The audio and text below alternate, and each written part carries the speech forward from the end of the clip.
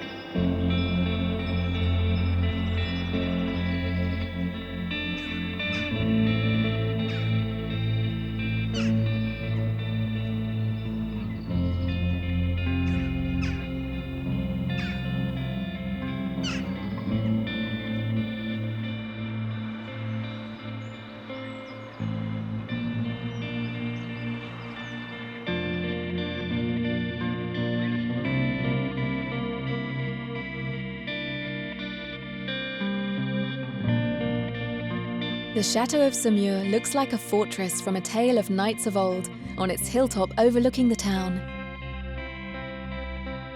Its formidable tall towers rise above the Loire, and its crenellated ramparts hold within them all the history of the last millennium, with 100 years of war and peace in Anjou.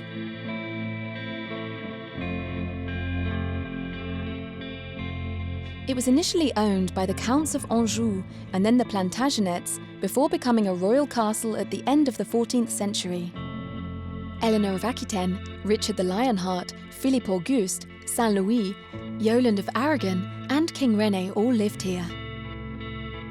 Today, this outsized stone-built Chateau of Dreams is now at the heart of a social, economic and tourism-related strategy and is the town's flagship monument, a centre for communal pride and a place that brings people together. The Chateaux of the Loire were built to be seen from the water. But from high up, one can understand their strategic location, from which one can also survey the river. The original chateau was a dungeon. Some decades later, a moat was constructed around it to better defend the base of the tower. Then, in the early 13th century, during the regency of Blanche of Castile, the tower with the moat was then surrounded by an outer wall, linked by large circular towers, one in each corner, which are very different to the towers built by Louis I of Anjou, with cut-off corners and larger stones. So the three major stages in the construction of the chateau were the main tower at the end of the 11th century, the classic fortified castle at the start of the 12th century, and in the second half of the 14th century, the Château for pleasure built by the king's brother, the Duke of Anjou.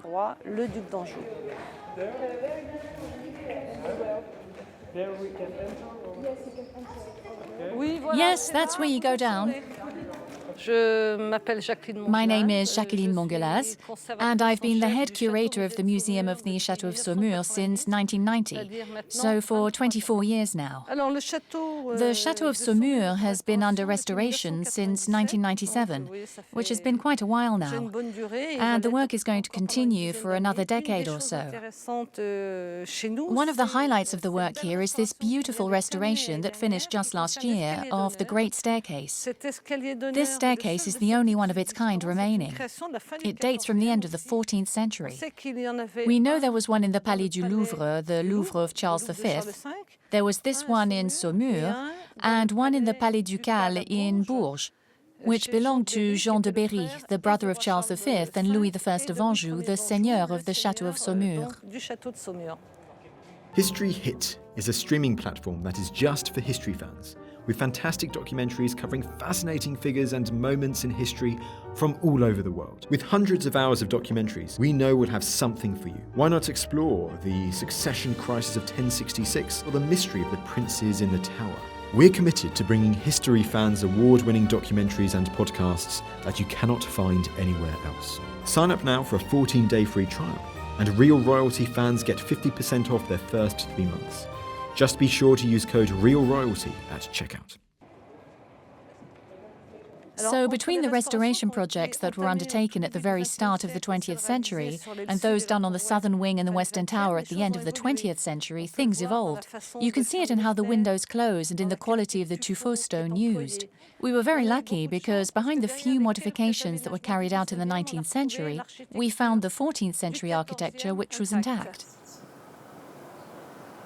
The chateau has been returned to its former glory thanks to the experience and skill of the stonemasons during this enormous restoration project.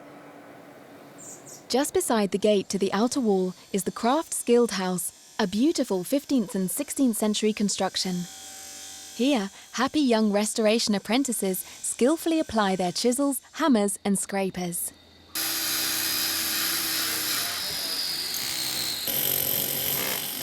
Talented guildsman Christophe Ziliox is the manager of the restoration project. He pays his young students a visit. There's a lot of carving for not much result. When I got here, the chateau was the first thing I saw. We arrived by car. There were 3 or 4 of us with our bags and our little tool bags. And the first thing we saw when we arrived in Saumur was the chateau. I arrived on the project in 1979, but I never imagined that 25 years later, one of the most beautiful and most important projects in my career would be the Château of Saumur right here beside us. I'm delighted to have done it, and I'm hoping to continue because the chateau is far from finished. There's a lot more work still to be done. It's a fascinating subject and a fascinating monument. It's also about completing the circle for me in a way. This chateau is very precious to me. That's how it is. How much time did they give you in total? 27 hours. 24 hours of stone cutting? 27 hours. 27 hours, including the plans and the panels? The plans aren't usually included. I'm 21 years old, and I'm an apprentice stonemason with the guild. Because I'm fascinated by history, I decided to work with stone. And that's what I hope to do in future, be a guildsman and work on historical monuments, bringing history back to life. So, Saumur, the Château of Saumur, working on that, why not? The Château of Angers or the Château of Haute-Königsbourg in Alsace or other big monuments like the theatre in Orange.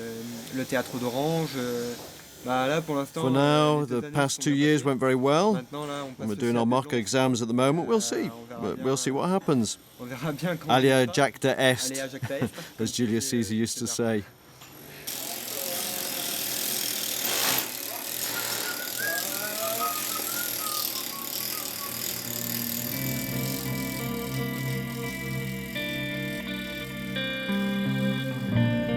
According to the tradition of this guild, which brings together some of the best craftsmen and women in the country, the apprentices will soon head off to travel around France to work, to share some of their knowledge from Saumur and the techniques learned from this chateau, a jewel in the crown of French medieval architecture.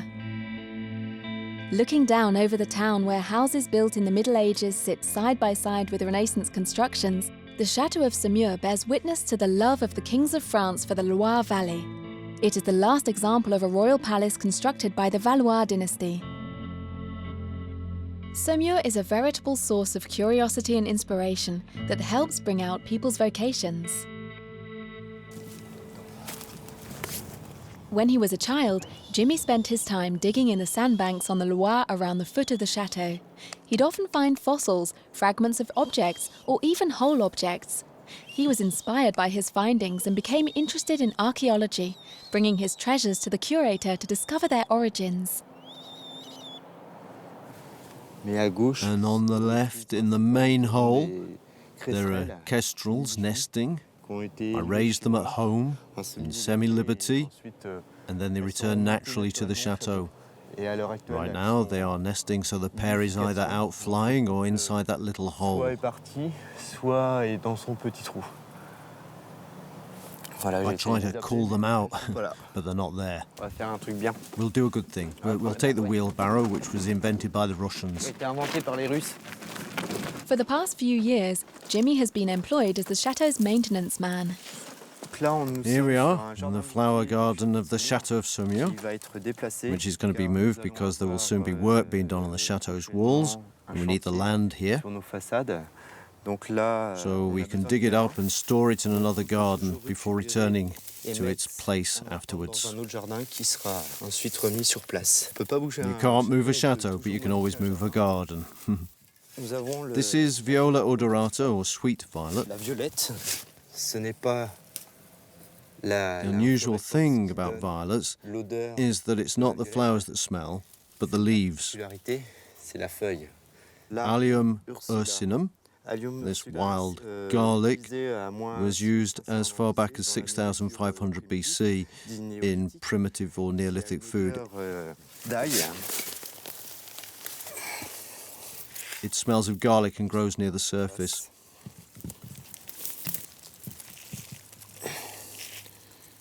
It's a pity you can't smell it through the camera. This is Alchemilla millefolium, which is a perennial that is used for nosebleeds. Since ancient times, the Chinese in particular have used the flowers to make the first incense sticks in temples.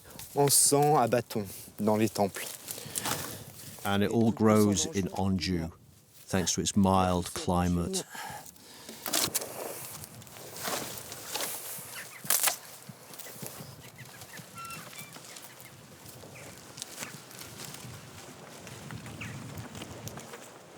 Pascal works with Jimmy. Let's go up to my floor. Between them, Jimmy and Pascal ensure the maintenance and smooth running of this huge and complex estate of the Dukes of Anjou. Are you there, Jimmy? Jimmy? I don't know where he is. Oh, he hasn't done anything in here. I can tell. Here we are. Piece of cloth. We have to do the glass doors every day. There. 1, 2, 3, 4, 5, 6, 7, 8, 9, 10, 11, 12, 13, 14, 15. There are 17. Especially as we've only got from 6 to 10 a.m. We start at 6 a.m. in high season, so from 6 a.m. to 10 a.m. we have 4 hours to do it.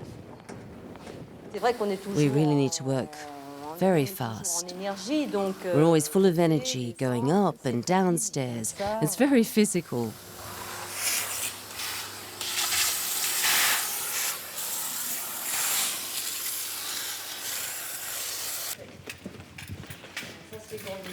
Was it yesterday afternoon that we did it? I don't think so. No, we didn't have the time. Hold on, that's a lady's glove. I rinse. To rinse. That's Eli Kaku. Eli Kaku. That's a man's one. They're only for men. You haven't got a lady's glove, have you, Jimmy? In with your things. They're in the water. That's a man's one. That one I don't remember. Yes, that's a man's one. The men only have one glove, and so do the ladies, unless you're washing one, Jimmy. Yeah, I'm washing one. Look how he puts it. That's not properly done. Yeah. Look at that. It's clean. You have to stretch it out. That's what I do. Hold on. The summer season is drawing near. The work has begun to construct the rows of seating for the summer performances.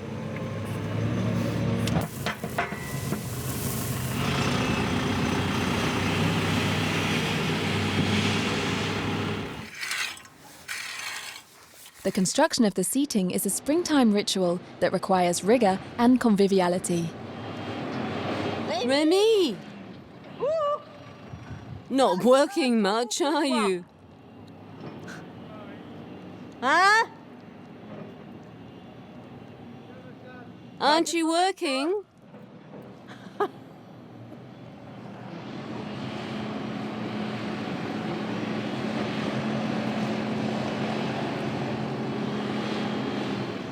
The Well House. It was constructed after the collapse of the western facade in the 17th century. The 33-metre deep well provided the water for the chateau. Part of its ancient mechanism dates back to the Middle Ages. I'm painting the well's winching mechanism with wood preserver, which we do once a year to stop insects or other pests from attacking it. L'agression des insectes et des visiteurs. It's a mixture of linseed oil, turpentine, and a drying agent that is a homemade recipe to protect it. It makes the whole chateau courtyard smell lovely. It smells of pine, smells of summer and of nature. Sometimes it smells of the woods.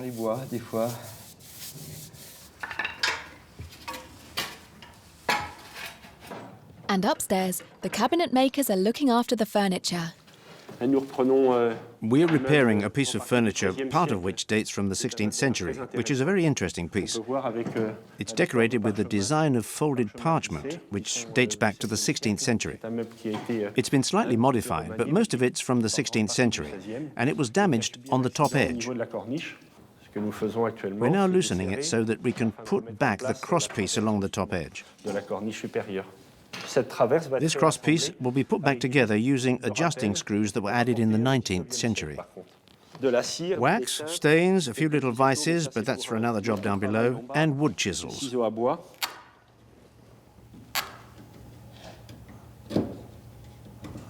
It wasn't actually stuck.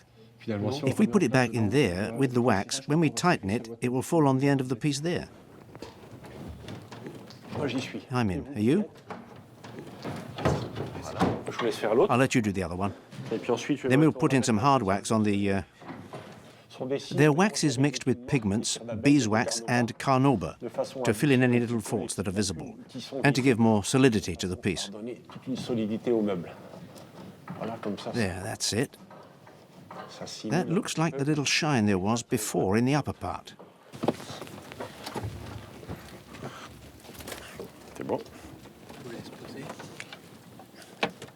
Sometimes the objects from the museum's collection are taken off to be restored in the workshops of nearby artisans. They are always returned to the chateau and their rightful position in the museum. This is a Louis XV secrétaire that comes from Paris and is beautifully made. The upper part has a beautiful square in it with rosewood decoration in butterfly wings on the front and sections of tinted wood, tinted green wood, often holly or box, with what we call Greek angles. It's a secrétaire from the 1760s. You can see here what I was saying. There's the flap, which works now and rests properly on its supports. That was one of the mechanical problems with this piece. Are you pleased with it? The hinges were badly made in the 18th century. I'm not kidding. It wasn't square. It happens rarely, but it does happen with certain pieces. And it was the case with this secrétaire. I've got two little screws here, 18th century screws, which the supports rested on. And they weren't at the right height. That's how we knew that the mechanism wasn't properly done back in the 18th century.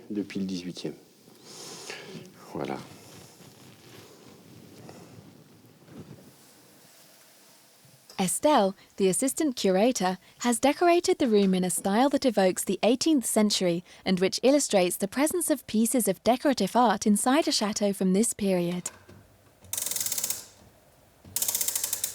The exhibition pays homage to the creation of this museum in the chateau 100 years ago and allows Estelle to examine how a museum should function. How do you enable the spirit of a medieval chateau to sit alongside such extraordinarily diverse works of art? My name is Estelle Giraud, and I'm the assistant curator at the Museum of the Château of Saumur, and as such, in addition to many other varied responsibilities, I'm in charge of the collection of 30,000 objects that make up the museum's collection. My job is to study, inventory, and reassemble these 30,000 objects according to the regulations surrounding museums in France, and to show them through what we are doing here in the north wing of the chateau.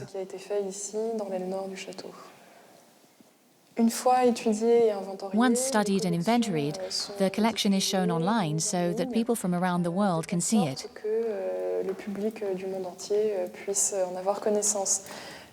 As a result, we regularly receive requests for study and applications from researchers around the world. Receiving and working with researchers is very important to us because it enriches their studies. And in return, their work helps us to find out more about the objects we have here and to better manage our collections.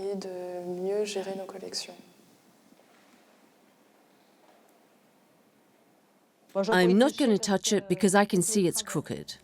I have to tell Estelle. It looks crooked. Do you like him? Yes, he's a handsome man, a very handsome man. In the early 20th century, the town of Saumur bought the chateau from the state to house the municipal museum. On the first floor of the north wing, the former apartments of the Dukes of Anjou are now home to a magnificent collection of decorative art from the Middle Ages to the 19th century. Furniture, tapestries, and a collection of ceramics that is among the best in Europe. In this display case, we have chosen to show ceramics from Europe and Asia to contrast the different creations that have had an influence on one another. Everything that came from China or India was very successful in Europe.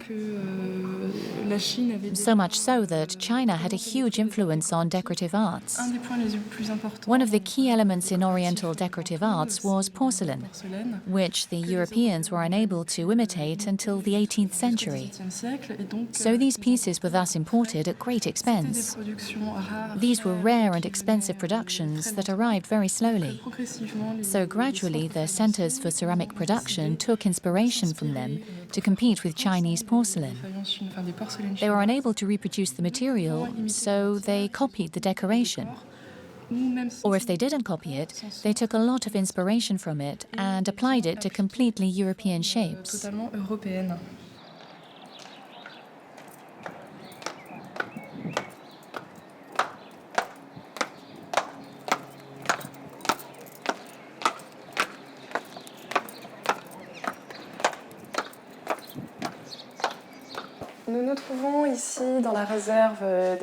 This is our textile storeroom.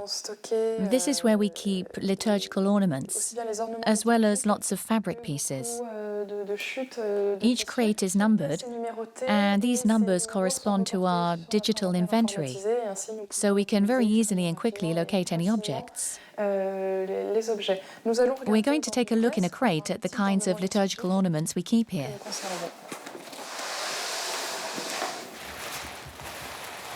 The objects are stored in tissue paper. We have scrunched the paper up into balls to protect the artworks from any impact and prevent the fabrics from moving.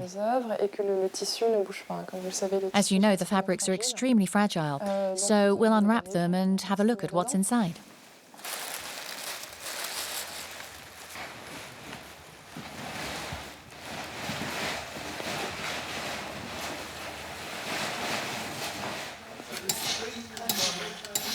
Here we are in one of the outbuildings of the Château de Saumur, called the Caserne Fouquière, which is where the town hall very kindly set up our sewing workshop. Everyone is working for the show, which this year is called the Horsemen of Time and is a son et lumière show. This year we have 21 volunteers who are doing the sewing, along with 3 interns who are very skilled and very professional and have come to help us. We are managed by two seamstresses, Claire and Brendy, who are handling the patina of the fabrics in particular. These are suits of armour that have been made by the seamstresses in the workshop. They're made from imitation leather and are lined and quilted. Then I come along with my paint to add a patina and give a feel of aged leather. I'm a costume maker. I did my training in Paris at the Lycée Paul Poiret. I have a diploma in costume design and a guild qualification as an artisan costume maker. I do the patinas on the armour, on the chainmail, the peasants' costumes, and also the dyeing of certain costumes. Can you separate the pieces? Then I can give them to you bit by bit. And you, Clara, do you want something to do? Look, I can give you a bodice. I'm Claire Beausvivald. I've been a costume maker for 2 years now. I work on live performances and theatre. But this is the first time I've worked on a son et lumière show. It's a historical retrospective covering different periods in history, and the idea is that the costumes illustrate each era through their shape, so that visually it's as striking as possible, and the costumes have to set the period we're in. Oversew down both sides and stop right there.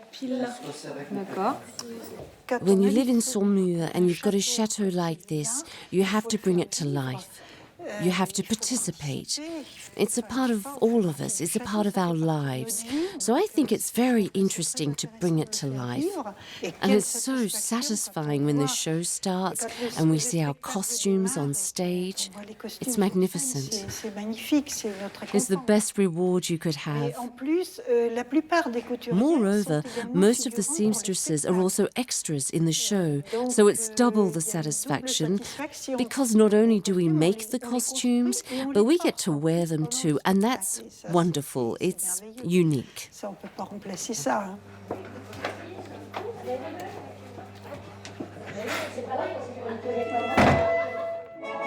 For the past 2 years, the Château of Saumur has been the setting for a son et lumière show that has delighted over 25,000 people.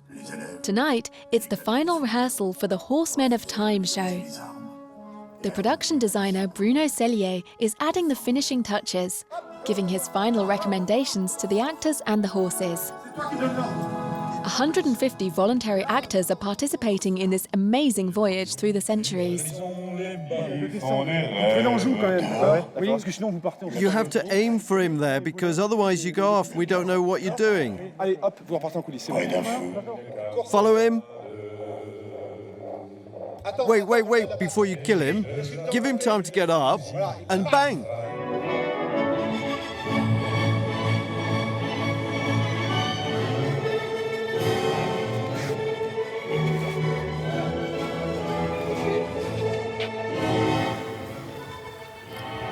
In the background, our young seamstresses work late into the night. Costumes for the peasants, revolutionaries and soldiers. Everything has to be ready for the first night. The soldiers in chainmail will soon be on stage. The knights will look very elegant. This is where I'm at. Oh my goodness, what's going on?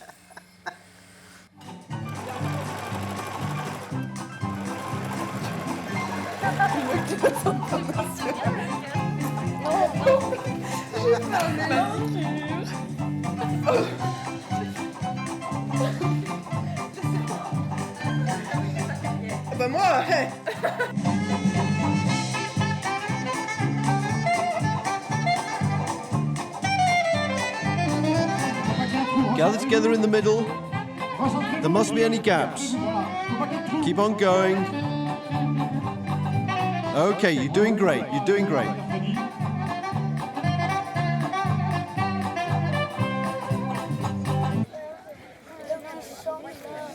Thank you. Go home, get some sleep. We'll see you at 8 p.m. sharp on Monday for our first night of madness. Pour une première nuit de folie.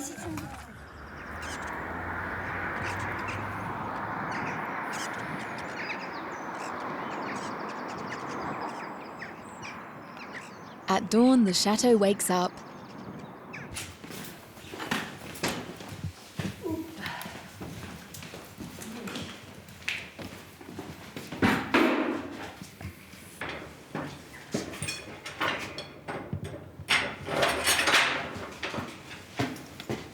Jimmy checks over the chateau in every nook and cranny. Year-round, he inspects closed-up areas, storerooms and attics, and takes care of the collections. This is a huge and delicate task, considered as preventive conservation. Inspecting towers, hidden rooms and secret places sometimes reveals some surprises.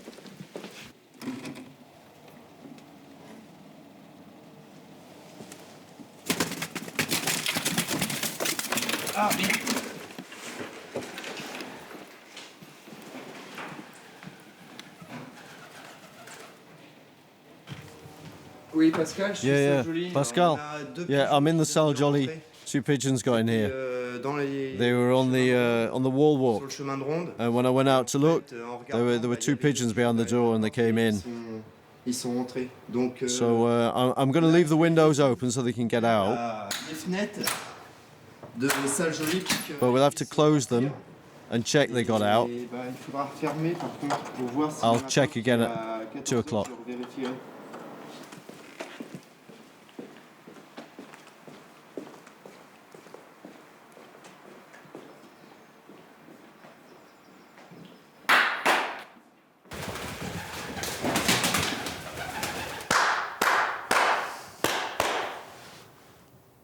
A sheet of paper on the table.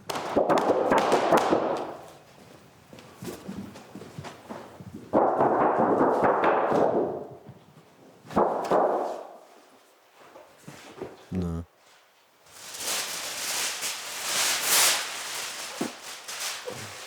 No. No, it'll leave of its own accord.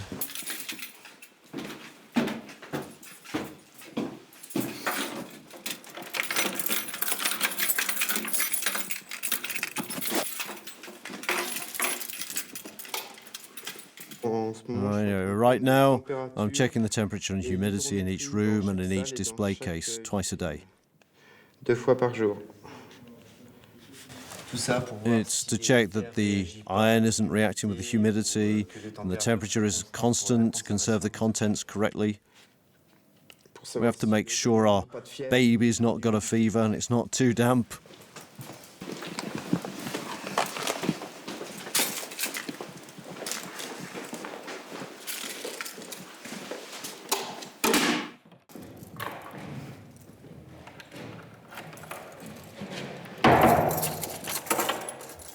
When he came through Saumur in 1808, Napoleon I decided to turn the chateau into a state prison, which saved it from falling into ruins.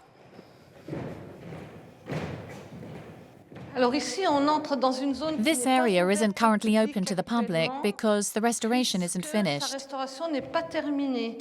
We're in the south wing of the chateau. These holes you can see in the wall a little higher up are where the joists sat, joists that were put up at the start of the 19th century, when the chateau was turned into a prison. Because this area, which is 8 meters high, was split into 2 to create 2 levels of accommodation. You can still see where the windows were in each cell.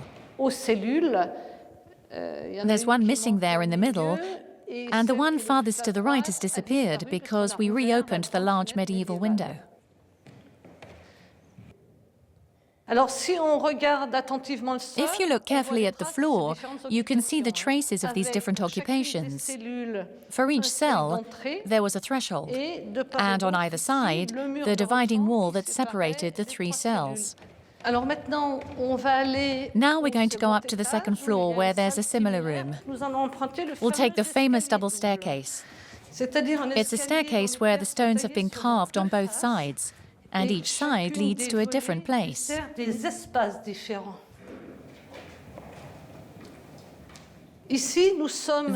the 2nd floor of the south wing. and a room that, at the time of the dukes, was a residential room with a lovely fireplace that is currently boxed in while we wait for the restoration work to be completed. Most of the woodwork is original. We have done dendrochronological or tree ring analysis, which revealed that the trees were felled in 1387.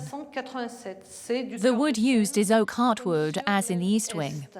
This room has a fine aspect, as does the whole southern wing. And you can imagine that people got together here in the daytime to enjoy the light and heat.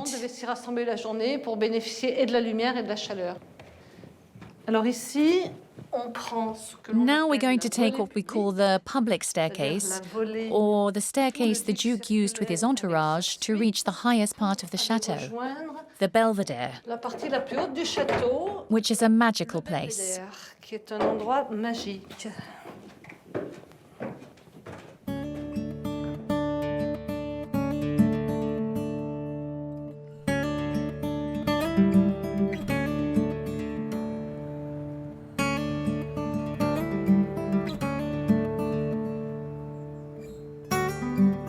For centuries, the Loire was the busiest waterway in France, transporting merchandise from the Atlantic and the rest of Europe.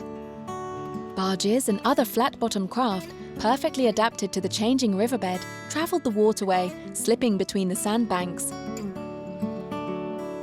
Since the end of the 20th century, passionate river travellers have been rediscovering this heritage. They restore old vessels and sometimes build new ones in maritime workshops. Modern flat-bottomed barges for tourists are made here. We wanted to make a floating holiday home. So, along with the Max Panier boatyard, our starting point was a traditional flat-bottomed barge, upon which we placed this structure based on Finnish houses, made from solid wood. We found a mooring on the Quai du Marronnier in Saumur, which is an ancient mooring that dates back to the 19th century, when the Loire was at its busiest, in the early 19th century. So we'll be opposite the chateau in this exceptional site on Offar Island, facing the chateau, which is a marvellous place. We'll go down the confluence, down the Loire, passing in front of the Château de Montsoreau to moor up opposite the Château de Saumur.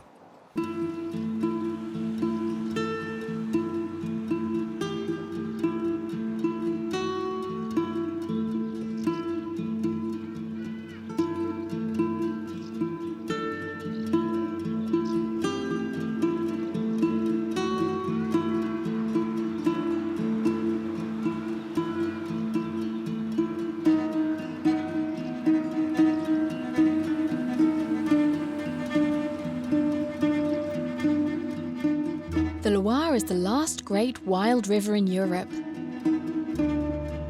Since the 2000s, the Loire Valley has been included on the UNESCO World Heritage List as a cultural landscape. The Château of Saumur, built at the confluence of the Loire and the Thouet, between Anjou and Touraine, sits in these superb surroundings.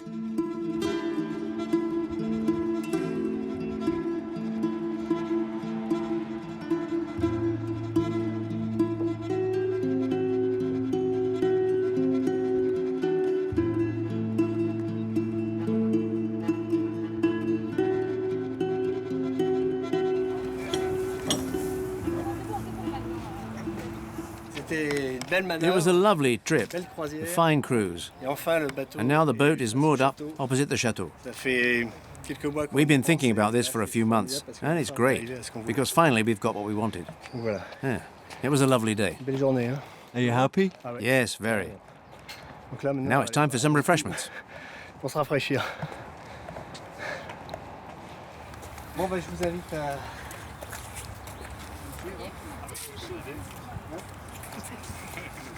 Open from April to November, the Château de Saumur welcomes an average of 12,000 visitors every month.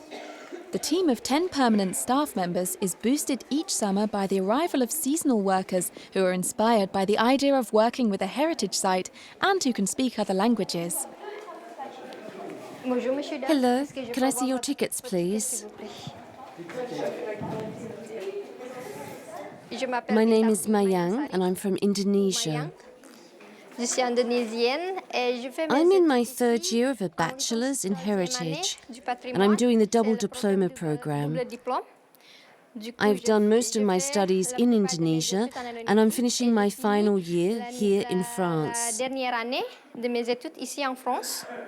I chose heritage because I'm interested in history and tourism promotion. There are a lot of historical buildings in Indonesia, but unfortunately, they are badly managed. This internship is part of my studies, and it's interesting because I'm learning a lot. It's a little play about a knight who's looking for a horse.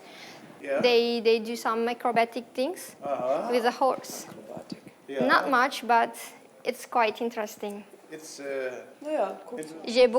I have lots of different jobs. I do security, for example. And in the beginning I worked on the welcome desk. And I don't know, maybe I'll do guided tours for the next bit.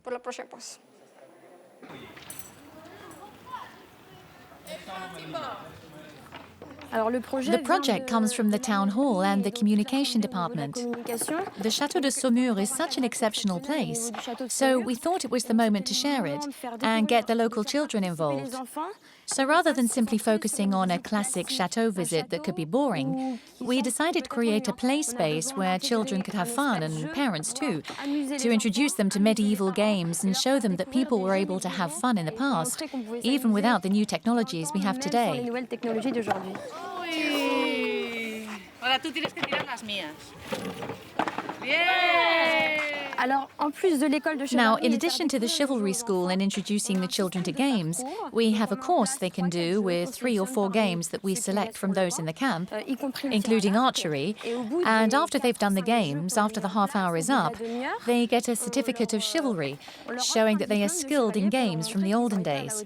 And they get to take it home and are generally very happy with that.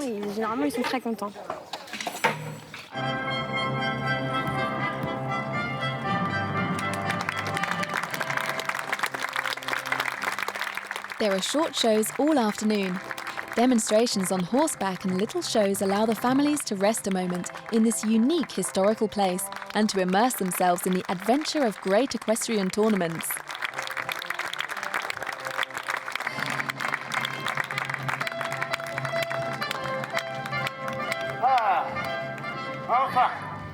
All's well that ends well. The armour is complete.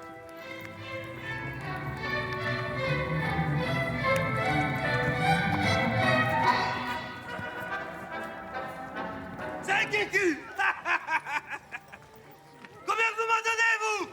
5 écus. Oh là, vilain. Combien? 3 écus. Attention, on va t'écraser. Commerçant. Well, when I was a boy, I dreamed of being a knight, so getting this job was a goal of mine. Because it's the only way you can earn a living with a horse and a sword these days. So there you go. I'm one of the very rare knights in the 21st century.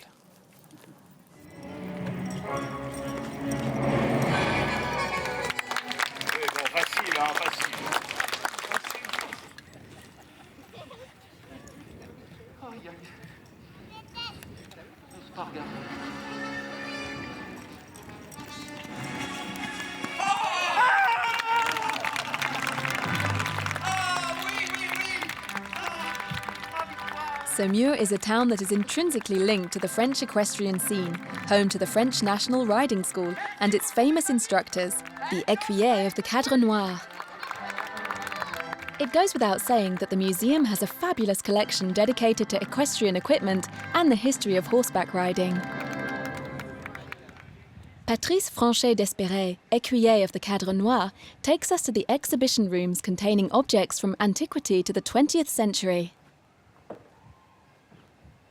In this room there are some fine pieces which are just a selection because the Chateau Museum is being renovated and not all the objects are here on display. However, you can see some of the best pieces from the 16th to the 19th century here.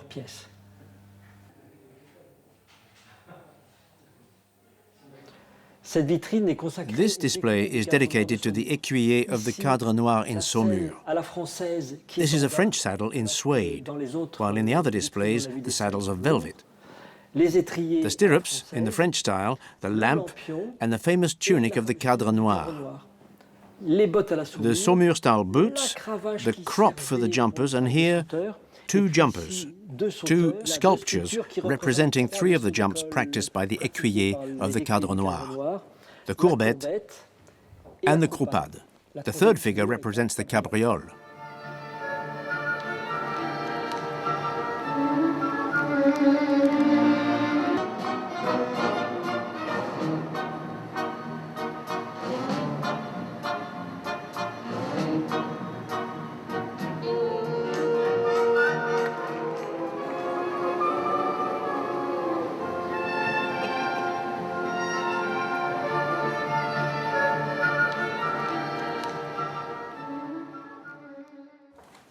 Out of the light in the rooms upstairs, the other saddles and equestrian equipment await the reopening of the exhibition rooms.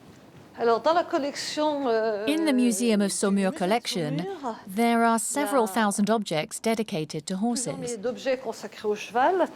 There is a whole series of saddles, and not just French ones, but saddles from three parts of America: South America, Central America, and North America. There are saddles from Africa and different Asian countries. So our saddles are considered by the specialists as historic saddles. This is a saddle from Iran or Afghanistan. Here there is engraved ivory and all this part, which is painted in many different colours, so quite a sophisticated decoration. Here, Nadège, I'll show you our Chinese saddle. There was a time when we thought it was Tibetan. Then one day we received a delegation from the Chinese embassy who taught us a lesson and told us it wasn't Tibetan, but Chinese. Behind you is a Californian saddle. It's superb, with fantastic embossed leatherwork. It's complete and is one of my favorites. In perfect condition, complete with lasso.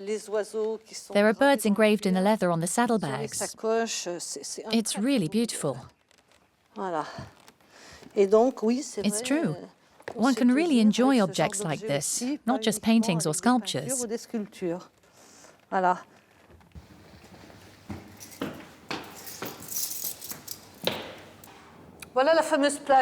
Here is the famous plaque. 1,140,000 horses from the French army died during the First World War. That figure is absolutely staggering. And it only covers horses in the French army. So you can imagine the total number of horses that perished.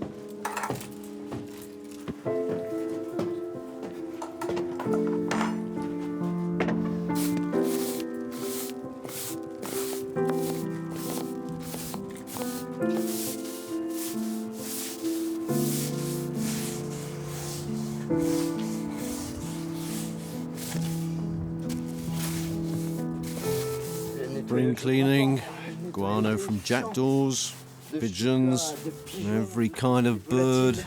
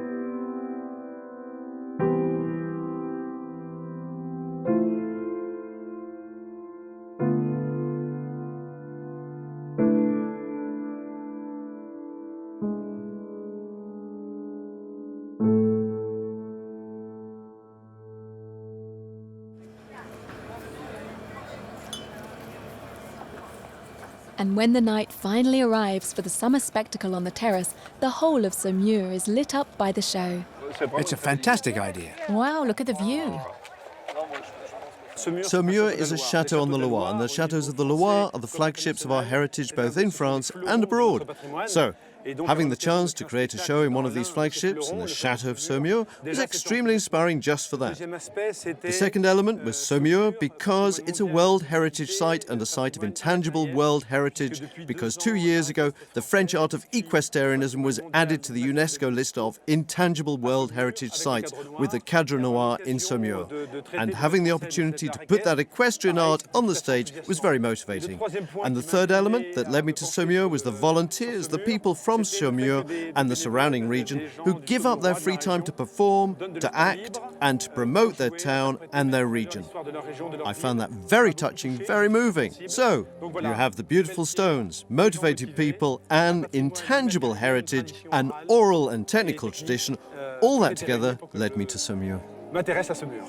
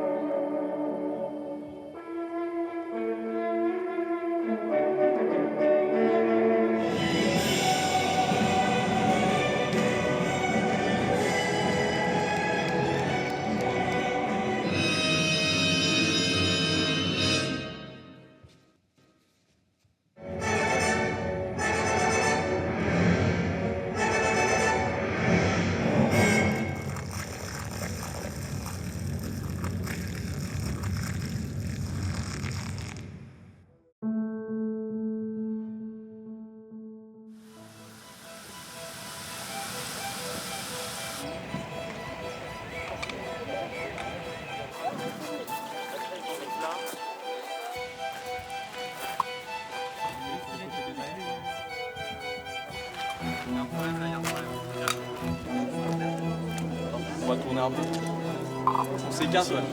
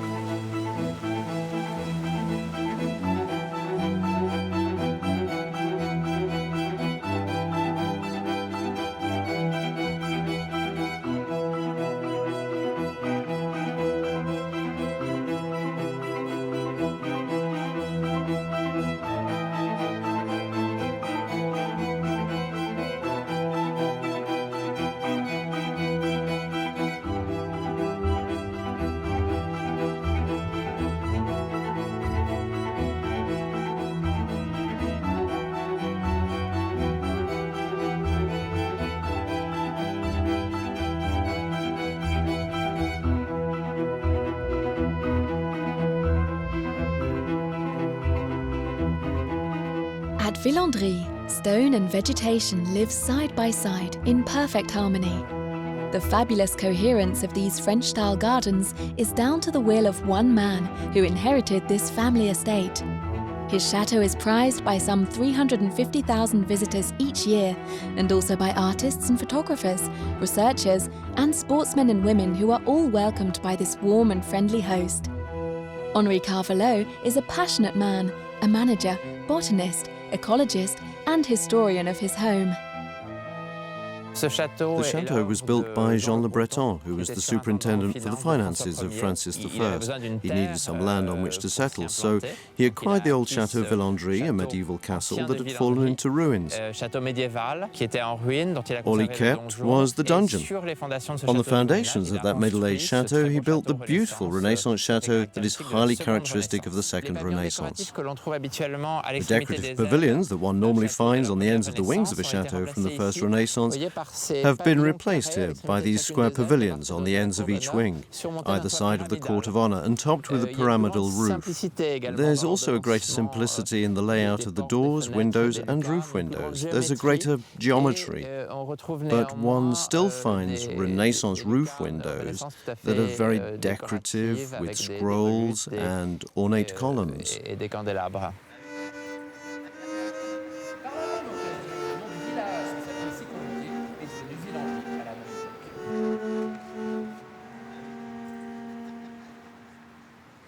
Villandry remained in the Le Breton family until the middle of the 18th century.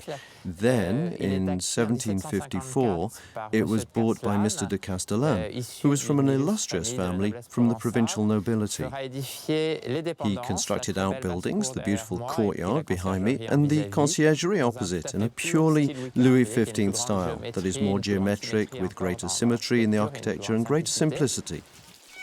Visitors to Villandry come first and foremost to walk in the gardens. They only enter the chateau after having been charmed by the magic of the surroundings. The master of this sublime transformation of nature is a quiet man who never seems overwhelmed by the task in hand: to maintain the chateau, oversee the gardens, and manage a staff of 50. This ease stems from his determination to continue the mission started by his ancestors. In the 19th century, the owner of the Château de Villandry created an English-style park around the chateau with sweeping lawns, glass houses and small trees. It was a more natural garden than the very formal and structured garden you see today.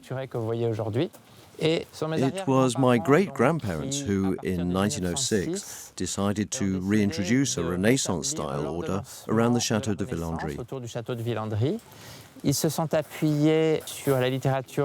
They drew on general literature about gardening, old plans of the chateau, and their own archaeological research and digs in order to locate the terracing system you see here and to precisely define the decorative kitchen garden.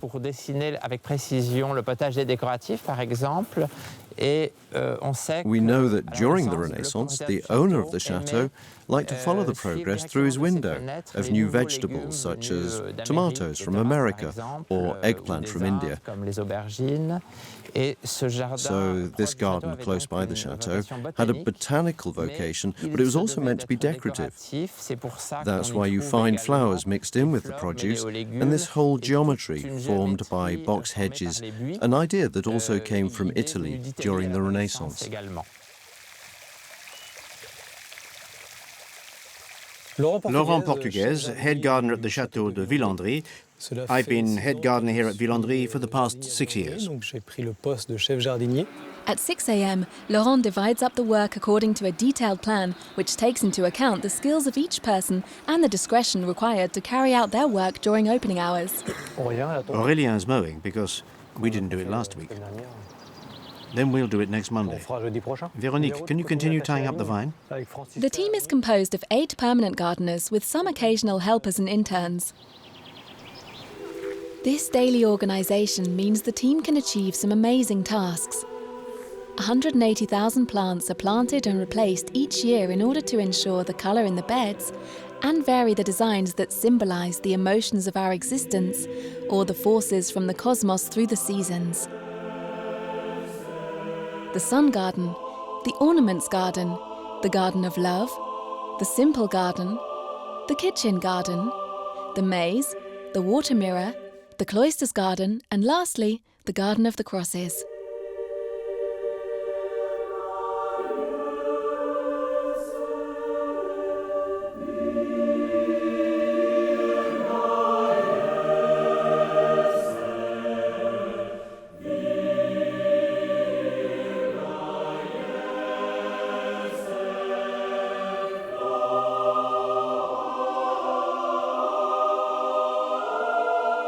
Before reaching their glorious multicolored summer stage, the kitchen gardens start out slowly under glass from early spring. The decorative vegetables and flowers are painstakingly potted and are given the utmost care and attention. These are lengthy, humble tasks that require patience and precision. Here we're in the production greenhouses. Throughout the spring, from February to June, we produce 80,000 flower and vegetable plants, mainly vegetables for the kitchen garden and summer cultivation. Here we're preparing some summer flowers that will be planted out in early May, when there's no more risk of frost.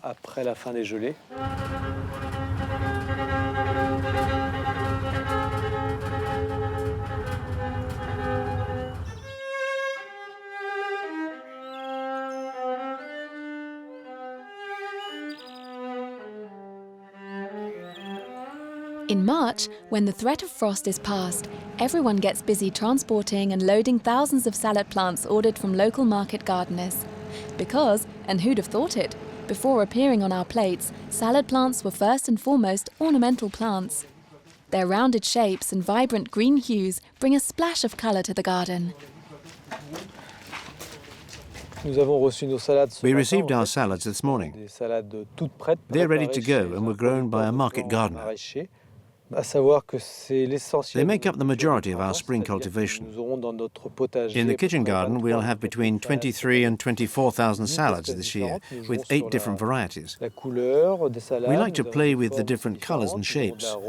There's the cos lettuce that gives height, Batavia, oak leaf, and the red Dolorosa frisée. These salads will be planted with organic cabbages.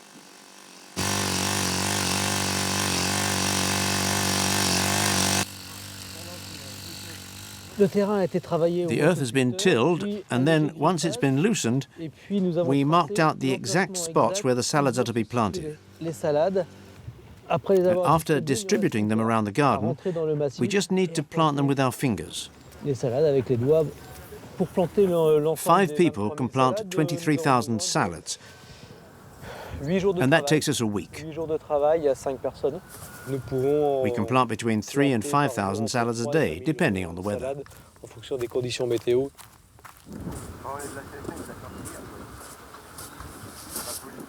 Well, that one's come out a little. Yes, that one there. And the one next to it. Well, this one. That one, towards you. That's it. Alois is doing a 5-week internship in the gardens with us. It's a way of really getting to understand the business. 5 weeks is long enough to become a part of the team, to see how we work and to get your hands dirty, because it's not just about watching. It's not boring at all because they use techniques you don't see anywhere else. For example, marking out the rows to the closest centimetre is really interesting and requires a lot of concentration. We're going to plant almost 18,000 salads. Those are some numbers for a garden. In a regular business, you'd never see orders as big as these. It's mainly the quantities and the details. All the weeding has to be done by hand. It's very impressive.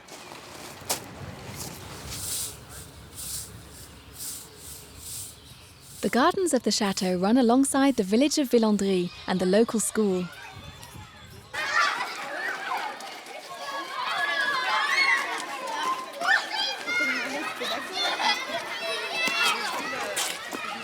This little primary school gets help and advice from Laurent Portugues, head gardener at the chateau.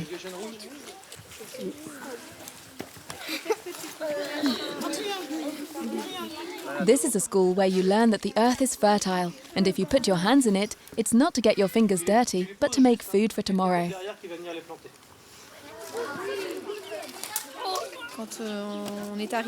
All the teachers in the school wanted to create a garden, so we decided to embark upon a project with the children,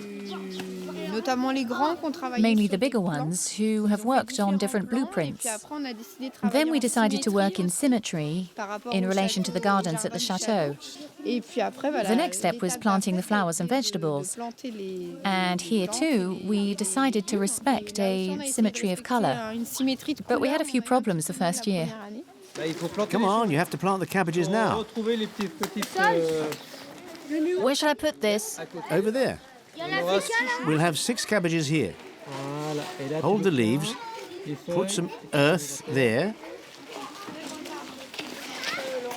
and press it gently with your fingers. Next one. Behind. There's spinach, salad, and cabbages.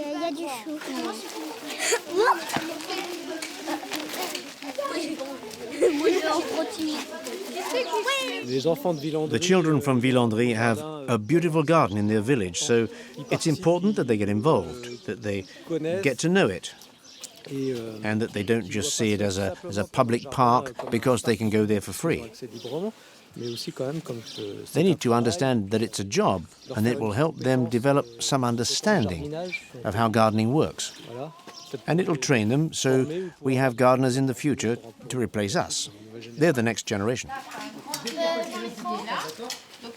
Leaving healthy land to these children is the primary preoccupation in Villandry. The chateau is cultivating best practices. To respect biodiversity, it is committed to an organic approach to not using pesticides. They share their more innovative methods.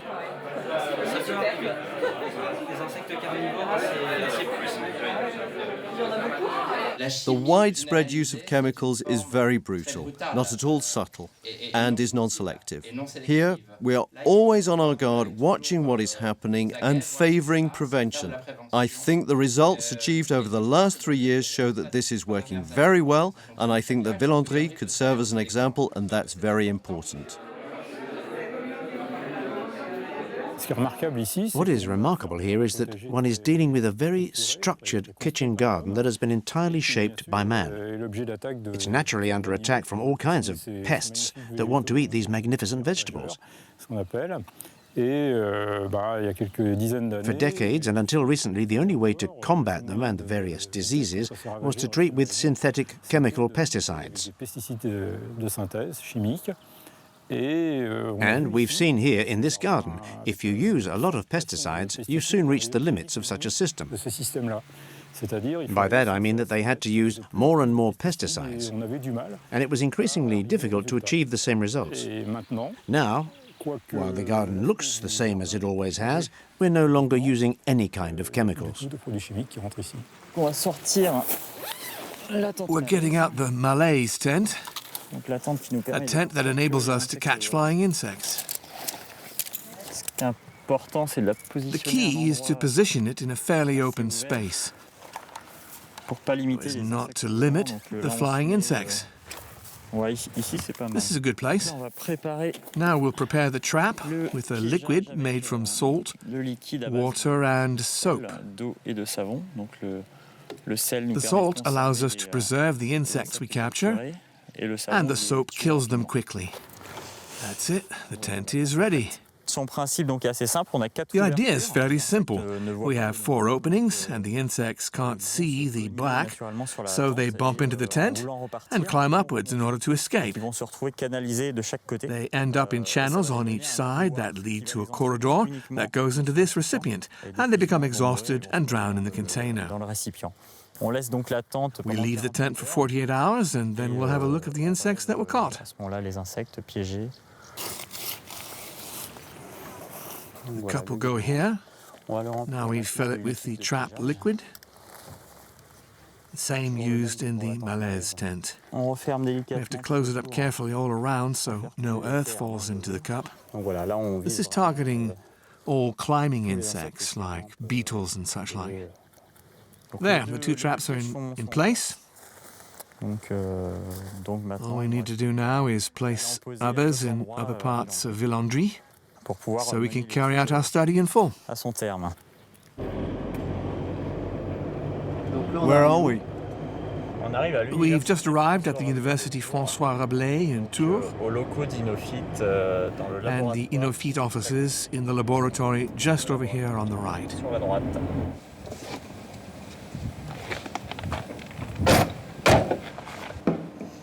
Here are the samples.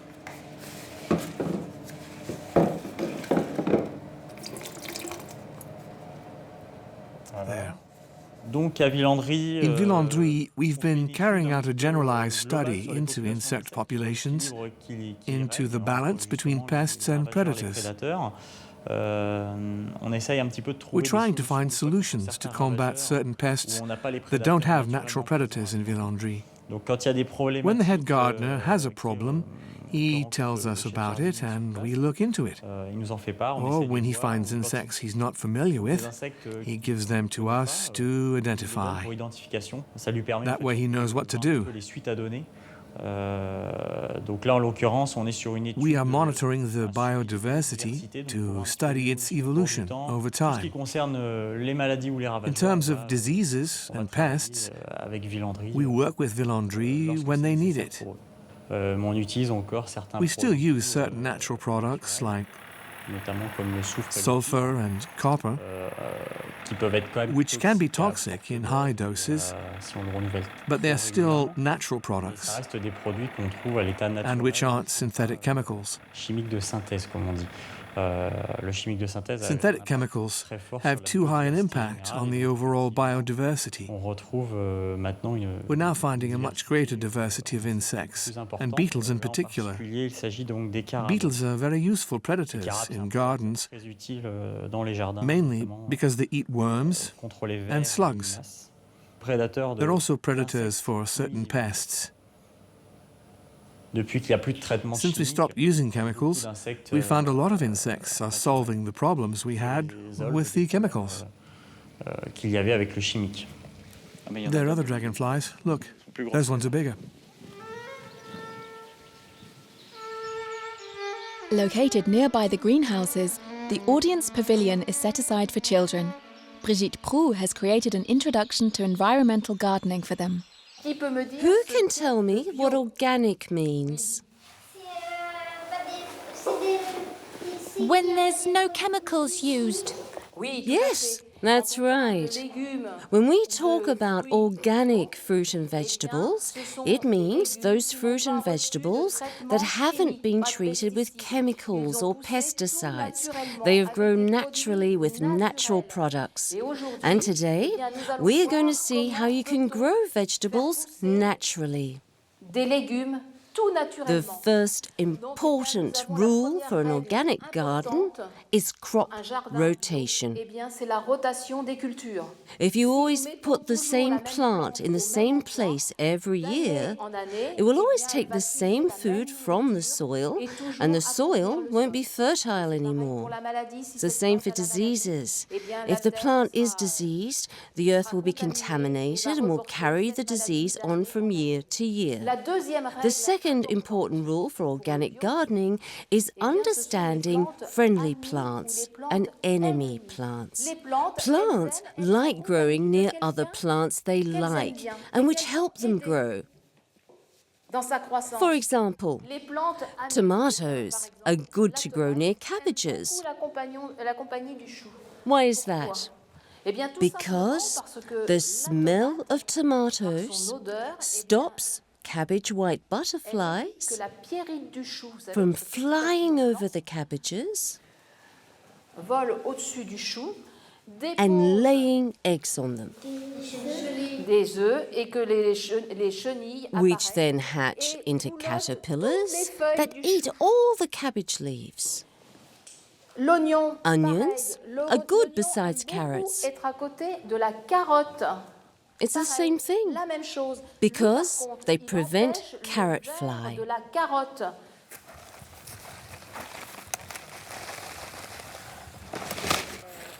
At harvest time, the vegetables are given away to staff and visitors who can go home with a seasonal meal.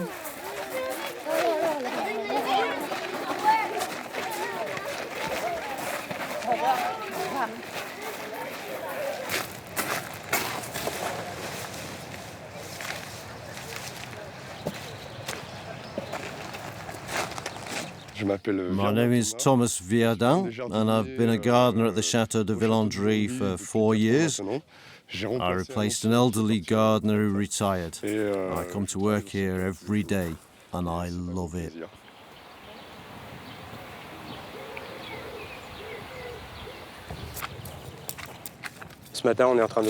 This morning we planted out beets over there, and now we're planting celery. I started work here in 1989, so I've been here for 25 years. I'm the last of the old crew, and I was here when they were using chemicals. We would spray weed killer on the paths once a year, so we'd have no weeds for 12 months. And now we've gone back to organic gardening. We do everything by hand, and that's more work for everyone, and you have to go back over the same places more frequently. Especially right now when it's been raining practically every day, and the weeds grow back quickly. And now that we're organic, you have to accept that it's a little less pretty than it was when we used chemicals, when they killed everything. Of course, it's beautiful, but it killed all the insects. Now it's a little less beautiful, but there are still insects, including predatory insects that come naturally and kill certain other ones. You can see that the broad beans have got black fly.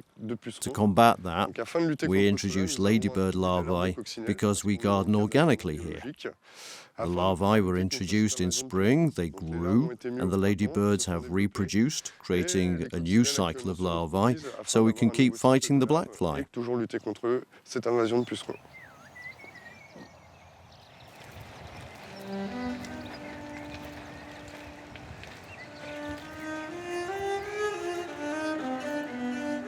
The Chateau's gardens have been labelled as a refuge by the LPO Bird Protection League.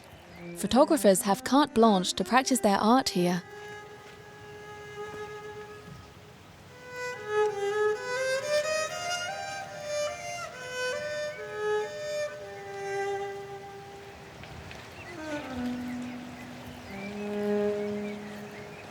The blackbird fledgling came down and is now hidden in the vegetation. It will wait there until the adult returns with some food. It came out of the nest not very long ago, and it's still being fed by its parents. It's happening very far away, but the adult has just arrived. I don't know if you can see it, but the fledgling is on the...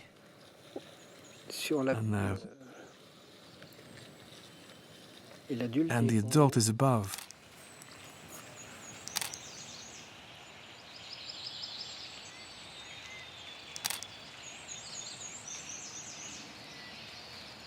The idea is to create an exhibition on the birds at the Château de Villandry. The gardens were classified as an LPO refuge last year, I think.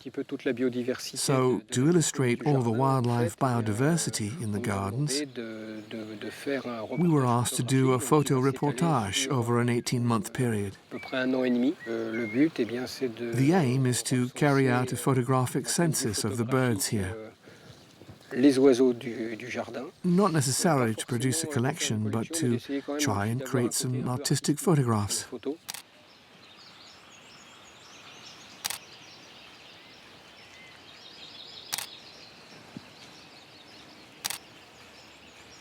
I think 90 to 100 species have been observed on the site, which proves that it is a very attractive site for birds.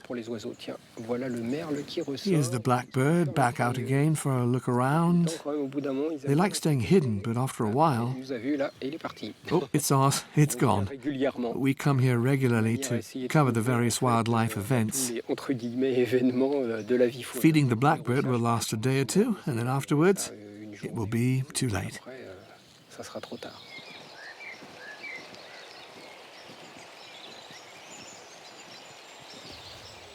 At the start of the season, when the flowers haven't yet filled the beds with colour, the strict organisation of the garden makes it seem like a giant chessboard, with pawns and bishops placed between the perfectly straight box hedges.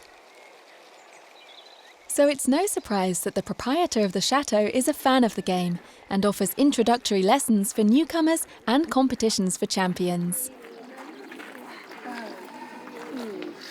This is getting difficult. You're giving the game away? Yes, well... Such generosity. Bravo!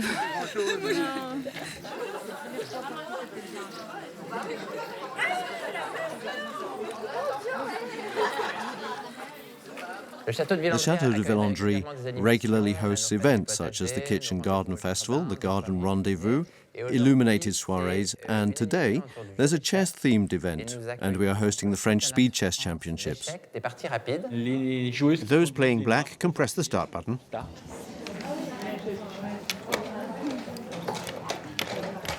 Each player has 20 minutes. There are some very young players here. There's even one girl who is the regional champion in the under-10s age group. That means she's the best in her category. Chess has become very popular in schools over the last few years. It is very educational, and it helps children learn self-control, concentration, and reflection, whilst having fun.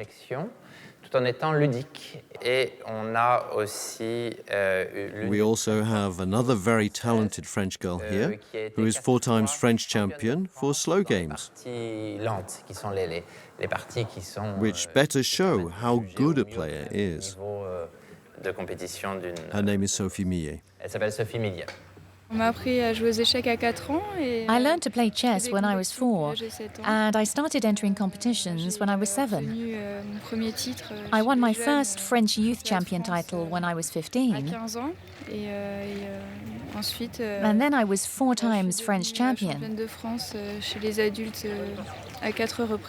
And I've just won my first French speed chess champion title here. There are traditional ways to start a game, and everybody knows them, but there are a lot of them. After a certain time, after the 10th game, you start to leave the theory behind and find yourself in unknown situations where you have to think. That explains why it goes so quickly at first.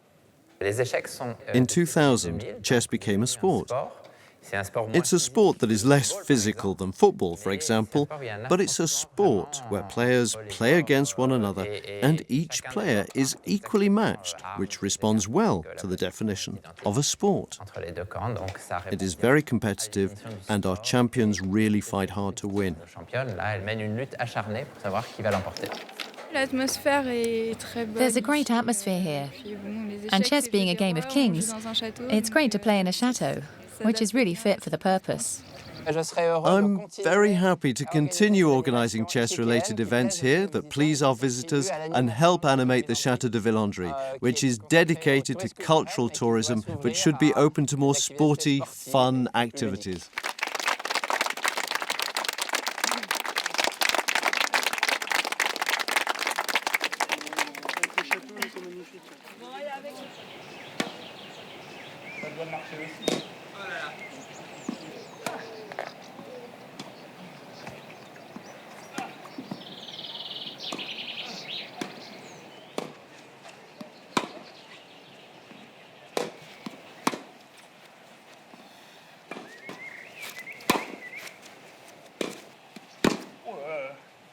My name is Nicolas Bouillit. A few years ago, Mr. Carvalho, the owner of the chateau, made me responsible for the tennis activity on this court, which, as you can see, is a grass court. There are very few in France, around 10 perhaps. When Mr. Carvalho's great-grandfather acquired this property, this area was dirt, like a clay court you might see today, with a patch of grassless land that was more or less abandoned. Gradually, because it was abandoned, the area became a meditative place, somewhere people came for some peace. But if you came here as a tennis player, you could immediately imagine it being a tennis court because of the dimensions. And then there was one. Mr. Carvalho and Laurent Portugues, the head gardener, came up with a project to create a grass court here, which requires a lot of work, and which, in the spirit of the chateau, provides an additional garden among the others. First and foremost, it is perhaps a special garden in which one can have fun, before being a place where competitions or the like are held. Several times a year, visitors have a pleasant surprise when they arrive here to discover this wonderful place and are able to play. We lend them rackets and balls. There are nets for the children, and they can have fun playing barefoot in jeans and enjoy what is, above everything, an unusual special garden.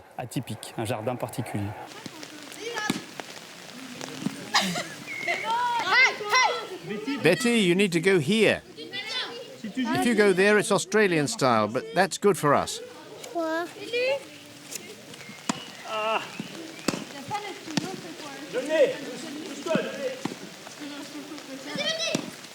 It is clearly Villandry's vocation now to both seek beauty and to be as open as possible. And I think there's a very pleasant ambience, having tennis played in a garden here. The word open is a serious one here, because the gardens of Villandry are open from sunrise to sunset. Villandry has an impressive record. Of all the chateaux of the Loire Valley, Villandry's visitors stay the longest. On average, they stay here for over 3 hours. Enchanted by the magic of nature here, it's easy to stroll around and forget the passage of time.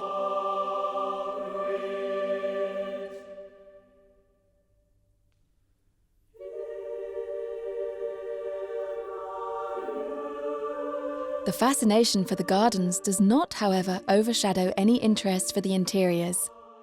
To visit them, we will once again follow this light-footed man who has foregone the opportunity to live in his chateau in order to dedicate it to the memory and passions of its past occupants.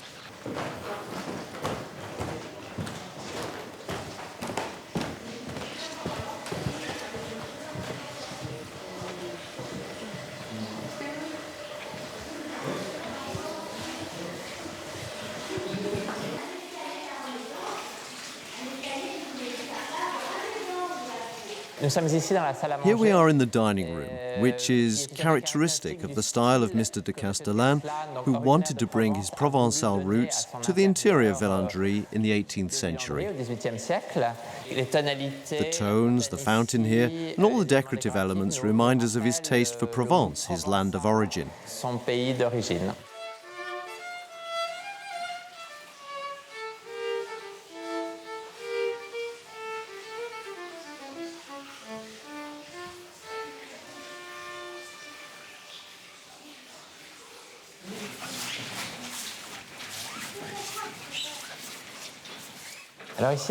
Here we are in the Gallery of Spanish Art, which was the original reason for the acquisition of the Château de Villandry by my great-grandparents.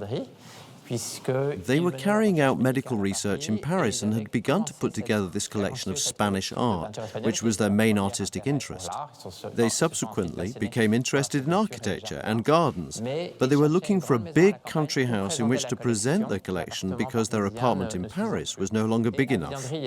Villandry had its gallery space, which is quite remarkable, and was perfect for presenting these fine paintings, which are mainly from 17th century Spain. Here we are, at the end of the collection of Spanish art. You can see this wonderful Mudéjar-style ceiling, which was installed here by my great-grandfather, Joachim Carvalho, who often went to Spain to buy art. He found it in an auction in Toledo, this Moorish ceiling that is highly characteristic of the Mudéjar style of the Arab artisans who stayed in Spain a long time after the Christian reconquest, which happened in Toledo towards the end of the 16th century. It is composed of over 3,000 pieces of cedar that make up a veritable jigsaw puzzle.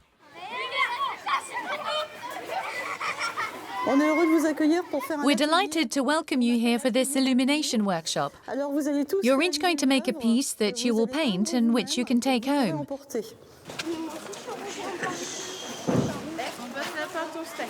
We're in the universe of painting, and we're going to bring some flowers to life. You're going to be botanical painters and colorists. These are botanical paintings that are made in the traditional way. There was no printing back then, and they needed a way to share these works, and the technique they came up with was the one you're going to use. This used to be called a cache back in the Middle Ages, but today we call it a stencil. And thanks to the stencil, you have the place for the colours you're going to add. The paint is water-based paint or gouache, and we put it on with these lovely little brushes made from pig bristle. You've seen how beautiful all the flowers are at the Château de Villandry. There are lots of different colours, and each flower has its own ways. They have little touches of colour, little shady parts, different reliefs, and sometimes different greens on the leaves. You're going to do just like what nature does. You're going to use a stencil, and you'll choose how to arrange the colour. You'll lay down the colours, plain colours, little contrasts and highlights, okay? You are the artists of nature today. The art of illumination is the art of colour, natural colour. These are the illustrations that were used in manuscripts from the Middle Ages. At the Château de Villandry, you can find this wonderful art through the huge palette of all the colours that comes from the work of the gardeners who wake up the flowers. We're going to use the whole flower, or just parts of it, to make the colours.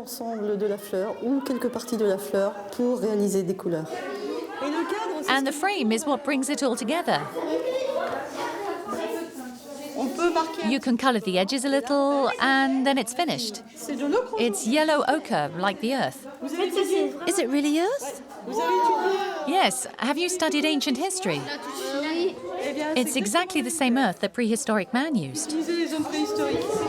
It's pretty, isn't it? Well done. Look, she's finished.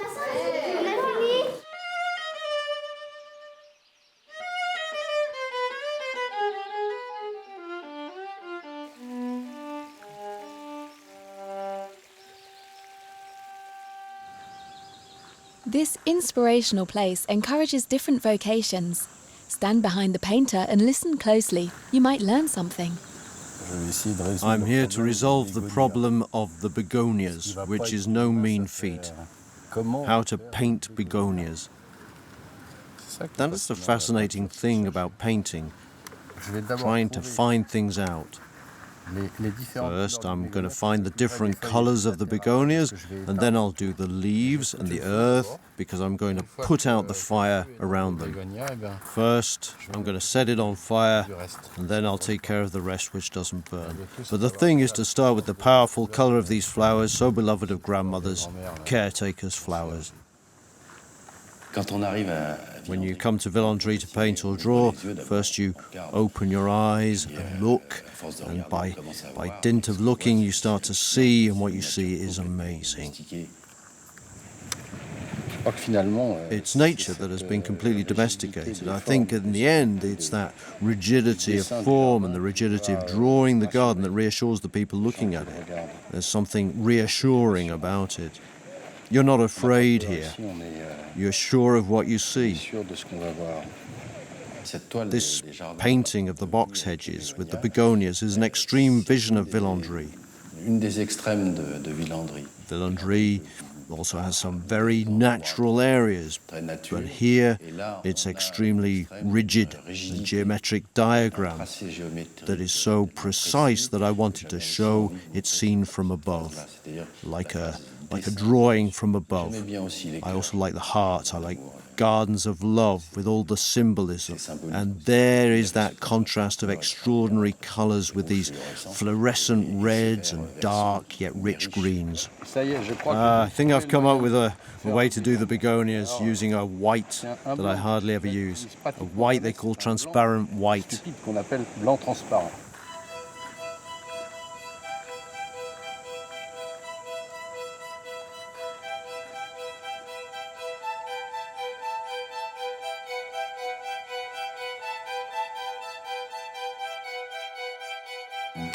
Four gardens represent four love themes.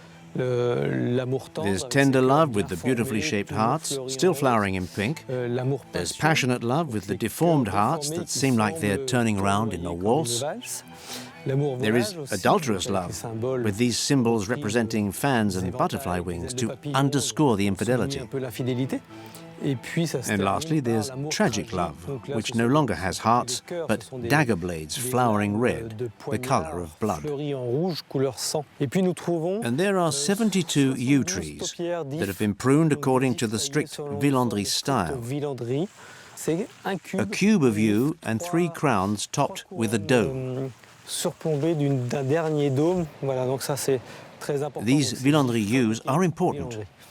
We work with the plant to make a cultivated mosaic. We use topiary, our box hedges and flowers to offer a tableau to our visitors year-round.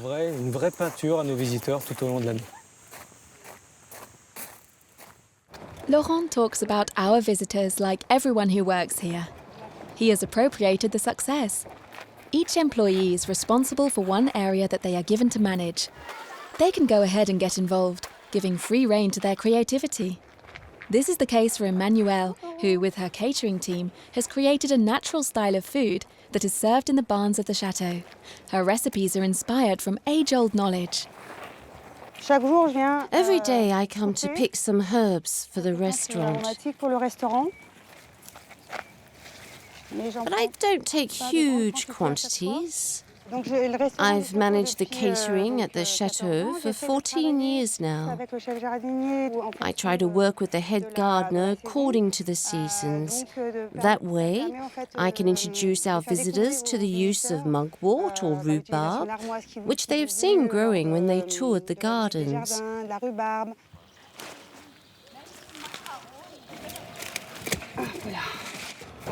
We use all of that. This is comfrey, and I use it in soups. It binds very well.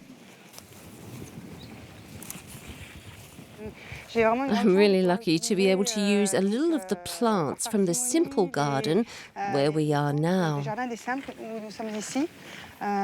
Of course, it wasn't really planted for my restaurant kitchen.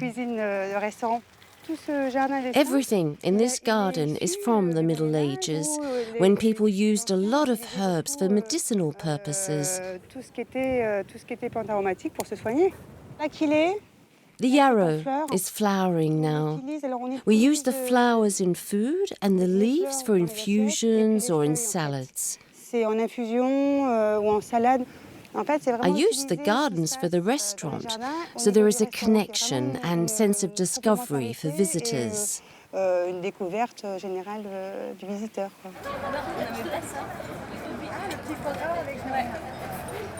All our customers, regular or otherwise, like the freshness of it, and they have discovered quite a few flavours that they've never tasted elsewhere.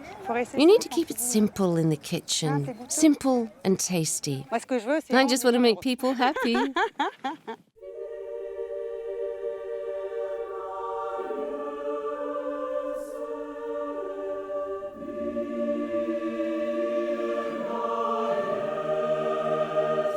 The sun garden makes people happy. All this beauty on offer here makes people happy.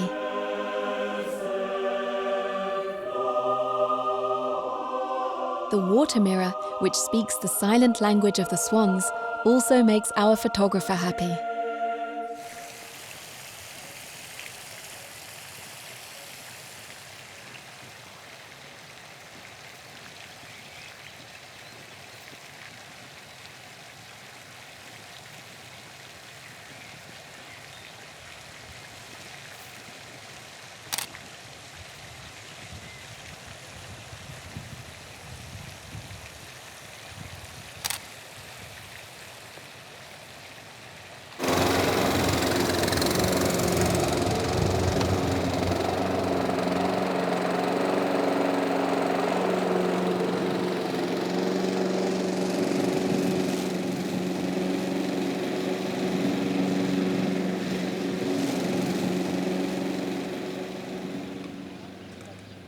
Not a blade of grass must be out of place on the slope where thousands of spectators will sit to watch the show of the year, the night of 1,000 fires.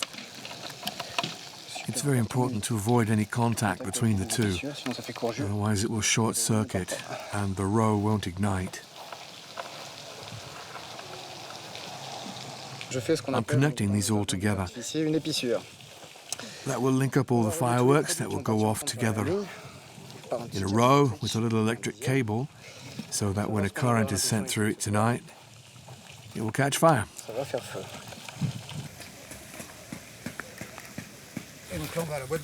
Tonight is going to be explosive. The preparations for this nighttime event are done by pyrotechnicians who know how to ignite these fountains and bouquets of light. If nothing goes wrong with this tangle of electric cables, then the display will take the crowd's breath away. Meanwhile, others distribute the candles that will burn for 8 hours, according to a precisely symmetrical plan. Tonight we're organising the Night of 1,000 Fires in the grounds of the chateau. We'll be lighting up between 1,800 and 2,000 candles. There will be activities in the gardens, including a spectacular firework display by the water over there. There will also be a son et lumière show. There will be old-fashioned wooden games, and the whole evening will be a feast for the eyes. When the night falls and you see the gardens lit up by all these candles, it's like a fairy tale, and the chateau looks fabulous.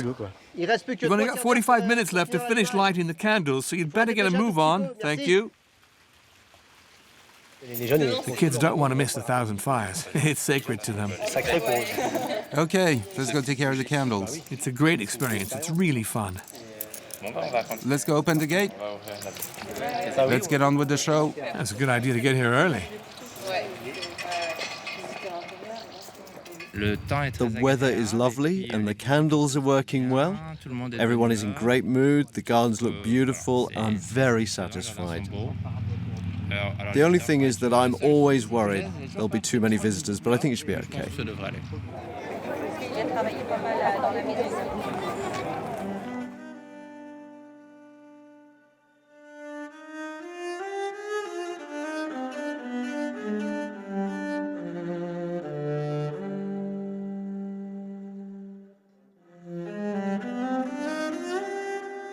Ah, t'as le bras un petit peu.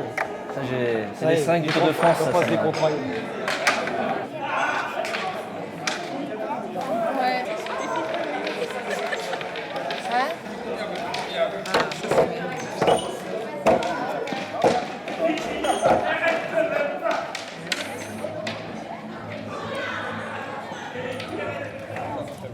In the Court of Honour, open to all ages, the evening's visitors can play without stakes, have fun without risk, and dream without limits. Bravo!